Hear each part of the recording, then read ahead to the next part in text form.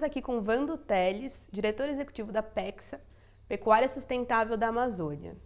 Vando, como funcionam os projetos da PECSA? Tuane, na verdade a PECSA é uma empresa de gestão e parceria agropecuária, então o enfoque dela é gerir os recursos de uma forma melhor. Então todo projeto hoje, antes de começar um projeto com o produtor, nós fazemos um diagnóstico da propriedade para entender exatamente quais os elementos que ela possui, tanto de rebanho, parte de água, de pastagem e principalmente das pessoas que conduzem essa atividade. A partir disso elaboramos um projeto técnico econômico e a partir daí nós começamos a implantar realmente um projeto de intensificação sustentável que nós conhecemos. Quais são os pilares dessa pecuária sustentável na Amazônia? Quais medidas vocês adotam nessas fazendas, de gestão? E existe uma certificação especial para esse projeto? Tuane, para a pecuária, nós adotamos hoje o Guia de Boas Práticas Agropecuárias, da Embrapa Gado de Corte, e tem o GIPS do GTPS, o Grupo de Trabalho da Pecuária Sustentável. Então são esses dois, vamos colocar assim, ferramentas que nós utilizamos para mensurar e validar a nossa atividade. Em termos práticos, quando a gente fala de sustentabilidade, estamos muito relacionados a quais os elementos presentes no sistema. Então nós temos um olhar muito grande para a terra e água principalmente, como nós trabalhamos com pecuária. A demanda de água bovina no dia é grande, então nós precisamos cuidar desse elemento. Então, isolar as APPs, recuperar e garantir a quantidade de água necessária para os animais, esse é o principal objetivo.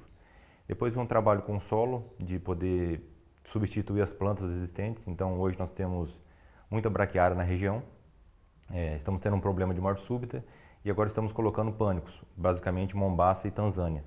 Então esses capins eles requerem um pouco mais de fertilidade e manejo.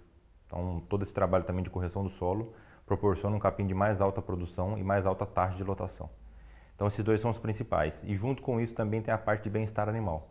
Todo o manejo racional, tanto a pasto como no curral, e a capacitação das pessoas envolvidas nesse projeto. Então, hoje nós sabemos que o funcionário em si que trabalha na fazenda da PECSA, ele tem que ser diferenciado, porque a pecuária ela vem de uma forma um pouco extrativista e todo esse aporte de tecnologia que está sinalizando que precisa, as pessoas precisam começar a mudar também e olhar ela como uma atividade mais empresarial. E nessas fazendas, quantas são e que tipo de animais que vocês trabalham lá? E como que vocês garantem a origem deles, de que eles não foram criados, de repente, em áreas de desmatamento? Tá, atualmente nós temos 6 fazendas, o total delas de área de pastagem ou área produtiva são 10 mil hectares. Hoje todo o trabalho nosso principalmente é relacionado à rastreabilidade dos animais. Então, da mesma forma que os frigoríficos hoje têm um compromisso de verificar a sua origem, eles conseguem verificar o elo que eles compram. E como nós somos produtores, nós conseguimos verificar o elo que nós estão fornecendo bezerro para a gente. Então, todo animal hoje que nós compramos, ele é feito uma verificação da propriedade de onde ele veio, nós fazemos uma checagem para ver se não teve desmatamento, fazemos uma checagem socioambiental, ele não pode estar na lista de trabalho escravo, não pode estar na lista de IBAMA. Então, quando nós adquirimos esse animal, ele recebe um chip, e esse chip ele carrega as informações da origem dele. A partir do momento que ele entra na fazenda, todas as informações de onde ele veio elas são armazenadas. Então, a qualquer momento eu consigo identificar, quando ele for abatido, por exemplo, de onde ele veio e garantir que essa propriedade de onde ele veio ela estava ok, podendo assim fornecer uma carne livre de desmatamento. Vocês também fazem uma mudança de gestão nessas fazendas, O que está embutido nisso? Como implantar? E vocês sofrem, de repente, algum entrave dos próprios funcionários que já estão ali, para essa mudança? Tônia, a questão da gestão na pecuária é um ponto bem importante porque, pelo menos na região que a gente trabalha, a falta de gestão na pecuária hoje é um assunto bem crítico. Então hoje muitos produtores têm as suas propriedades, mas os índices de gestão eles não acompanham. Então eu costumo perguntar para eles, vocês têm na mão assim quanto custa para produzir uma arroba? Quanto custa para produzir um bezerro? E essa informação ela parece que teria que ser muito assim, tenho. E basicamente ninguém tem ela. Então a gestão ela começa por isso, você tem indicadores que acompanham a sua operação, porque não só na pecuária, mas em qualquer negócio. Tudo que você não mensura, você não administra. E na pecuária nós temos uma falta de mensuração de indicadores muito grande. Então acompanhar a taxa de lotação, acompanhar ganho médio dos animais, acompanhar custo de produção, eu acho que esse é o básico dentro da porteira. E fora da porteira, principalmente acompanhar mercado. Então olhar as tendências de mercado, olhar mercado futuro, se precaver para eventuais quedas. Então, muito recente o que aconteceu com o mercado da carne bovina, uma queda muito rápida, então você poder estar calçado aí com seguros, com opções. Então essa gestão ela vem com um pacote mais amplo, um olhar dentro da fazenda. E como eu disse, a mão de obra hoje para poder coletar essas informações, ela precisa ser trabalhada, porque numa pecuária, vamos dizer assim, no passado, o boiadeiro ele precisava aprender a laçar e montar a cavalo. Hoje ele precisa saber trabalhar com tablets, aprender fazer uma leitura de um chip com o animal, o modo dele se comportar, de coletar dados para poder gerar resultados, né?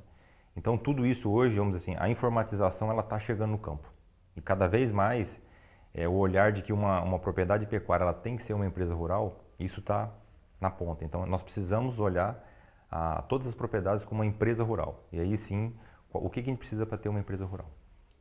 E quais os custos de fazer essa transformação, né? Porque eles não devem ser baixos. Mas como que você pode ganhar em cima disso também, né? Quais as vantagens de ter uma pecuária mais sustentável e essas mudanças de gestão? Tá. Em termos de investimento, Tuane, eu vou dividir assim basicamente o investimento na propriedade. Então, quando nós pegamos uma propriedade que está num ponto, vamos dizer, crítico de degradação, nós fazemos todo o investimento na parte de solo e na parte de infraestrutura para poder preparar o sistema produtivo. Então, na parte de investimento em solo, de hora máquina e insumos, nós investimos na faixa de R$ 1.700 por hectare.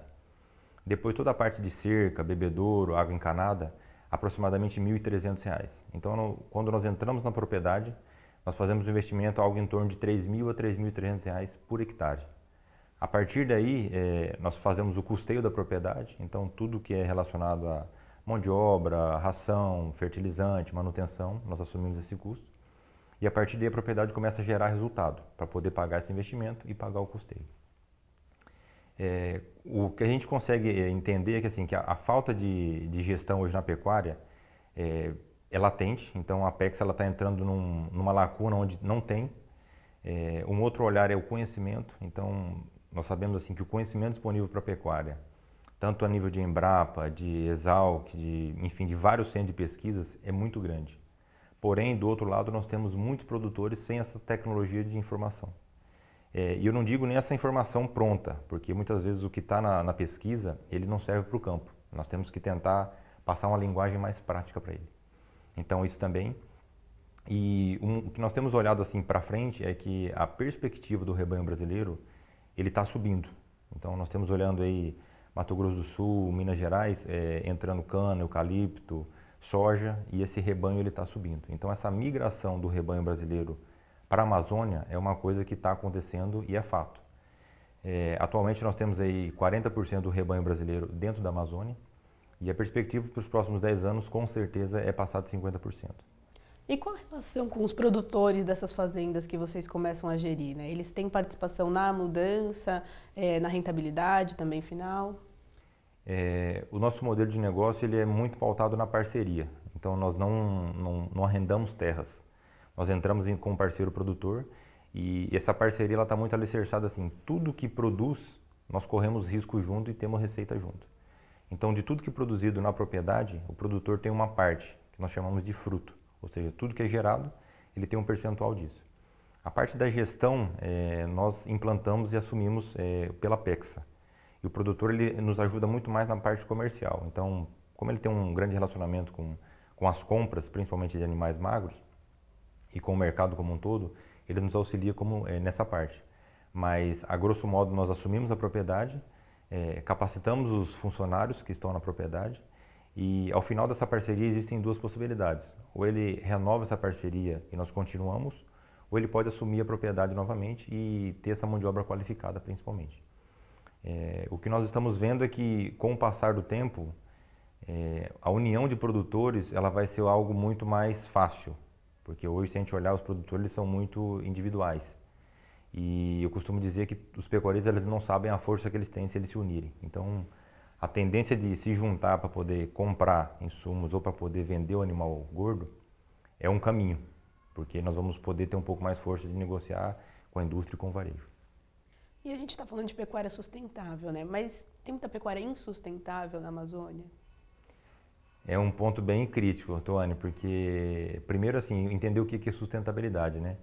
Se nós olharmos a pecuária na nossa região de 30 a 40 anos quando começou, nós podemos falar que é um sistema insustentável porque ele, hoje se a gente começar a olhar a baixa na taxa de lotação, a mortalidade do capim, a deficiência nos recursos hídricos, então tudo isso é um sistema que com o passar do tempo, ele não foi gerido de forma sustentável. Então ele, vamos dizer, está entrando em colapso, não chegou no ponto, no fundo do poço, mas hoje a gente pode dizer que grande parte dos sistemas, eles são insustentáveis pelo fato deles não estarem gerindo os recursos da melhor forma correta.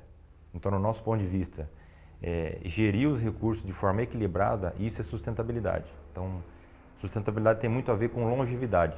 Se eu tenho algo que está se sustentando ou tem princípios estabelecidos agora, a garantia de que ele vai ter longevidade é maior. Se eu estou num sistema onde ele não tem isso bem embasado, com certeza a vida dele vai ser muito curta. E é o que a gente tem visto na pecuária. Hoje, nesses últimos 30 anos na nossa região, todo mundo está tendo que mudar. Está tendo que substituir o capim, está tendo que olhar para a água, está tendo que olhar para o animal, porque não foi feito isso lá atrás. A natureza, vamos dizer assim, ela dava tudo de graça. E hoje chegou o momento que não se pode mais desmatar e nós temos que utilizar os recursos disponíveis. Então, a adoção de tecnologia e investimento é fundamental para a sustentabilidade. Então, seria esse o caminho para o futuro da pecuária da Amazônia? Com certeza. Investimento, conhecimento e gestão dos recursos de forma eficiente. Eu acho que, não, tenho certeza que esses são os principais elementos para quem quiser continuar na atividade para os próximos anos. E qual o mercado hoje para a Apexa? Você já tem parceiros desde o começo do projeto, né, parceiros finais mesmo da proteína? Ou vocês vão vendendo, enfim, conforme o tempo? Certo. Tuane, hoje, no início, nós tivemos um primeiro projeto inicial com a JBS, então é um projeto piloto. E na sequência nós começamos a fazer um projeto em parceria com o McDonald's. Então, esse olhar dos grandes players é exatamente por isso.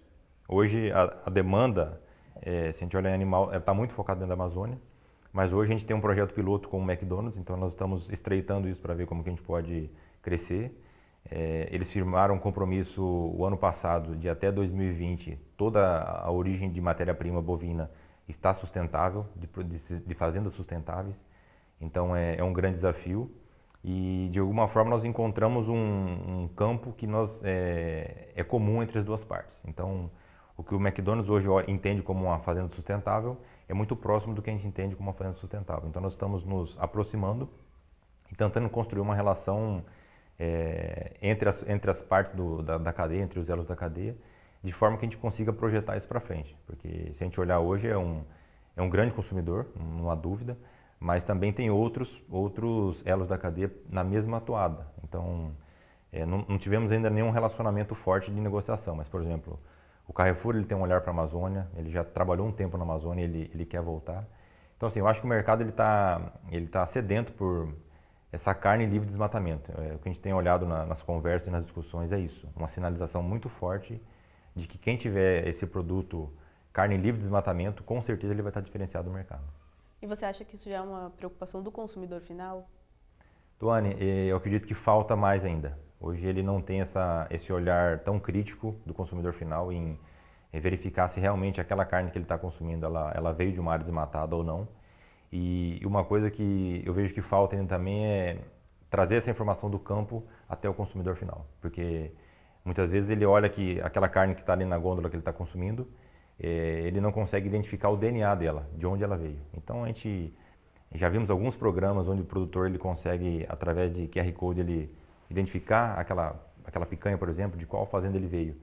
Então esse movimento eu acredito muito nele, porque é a transparência da cadeia e é exatamente isso, ele chegar numa gôndola e ele identificar aquela carne, olha, eu quero saber de onde que veio isso. Já está começando a haver um movimento, mas é pequeno ainda. Está muito forte nos elos por questões de pressão de mercado. Agora o consumidor acredito que tem muita coisa para melhorar ainda.